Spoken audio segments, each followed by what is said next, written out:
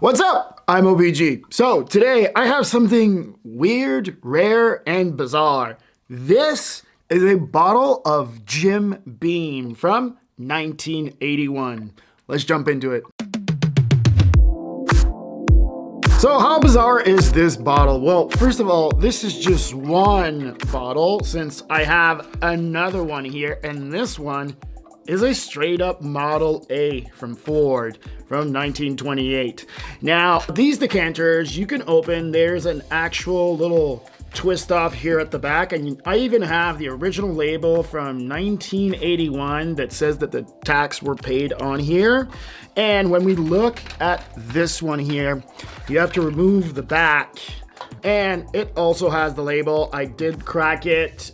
These had never been open, and I have to say thank you to my friend Nick, which also has a YouTube channel that's called This is the Way of Las Vegas. I've put a link up there. You can go and check it out. Anyway, he gave these to me, and I've never seen anything like this. This is completely crazy. They do shuttles, and I looked all over eBay. The one that everybody wants is the phone, apparently, that's worth like $3,000, which doesn't make any sense to me. There's all kinds of weird decanters that you can find on YouTube, and depending what you find and how rare they are, and if they've never been opened, then they have a lot of value.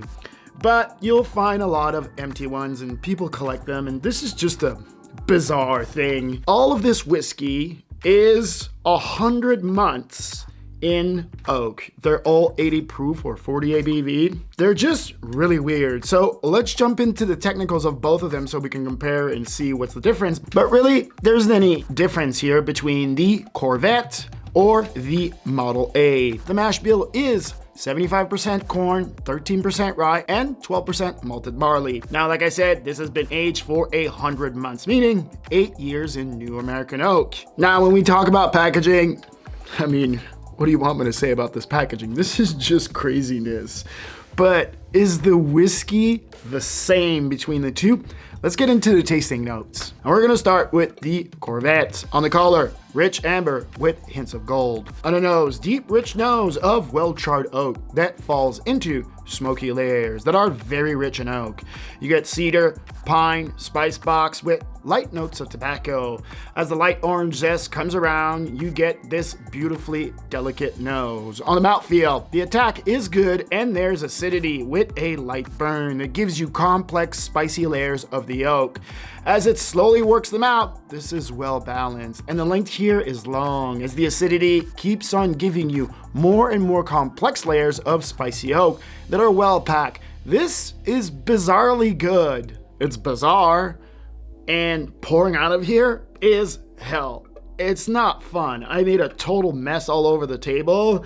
The whiskey in here is still really good, and I mean, Jim Beam style hasn't really changed in over 40 or 50 years here. If you drink older Jim Beam, it's pretty much what you're gonna drink today.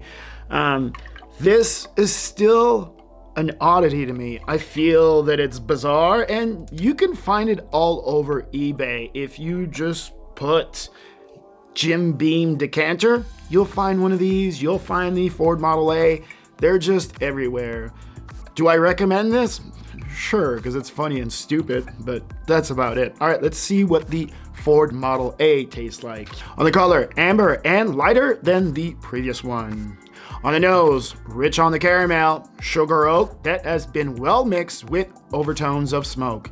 This barrel isn't as charred as the first one. This is sweeter on the nose when it comes to the aroma layers that is given to you. You still get some zesty orange and some light cherries, but that's about it. It feels like it's a little oxidized. On the mouthfeel, the attack is short, as the acidity just comes in and then turns it into some complex layers of spicy oak that are on the ash flavor profile. Then the acidity comes back around and gives you some tobacco, pepper, and two tight oak layers. This isn't as intense as the previous one. It feels like it's been sitting around for a long time, so now it's delicate, subtle, and very seductive.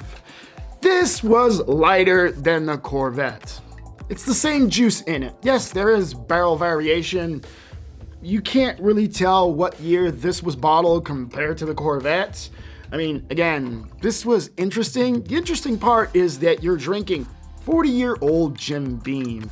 And just finding that is rare. And you can't find a bottle of 40-year-old Jim Beam because they were pretty much all drank back in the day. So you're getting an insight from the past, which is really interesting. The Model A was lighter, more delicate. It reminded me kind of like a really old wine, but this time it was bourbon. The Corvette was still fresh and still had really juicy tannins to it, whereas the Model A felt a little tired. All right, leave a comment. I want to know what you guys think about this, or if you have any of these cars in your collection, because I would love to learn more about it. All right, that's going to do it for me. I'm OBG for tastingskills.com. Please remember, my friend, stay sober. Peace.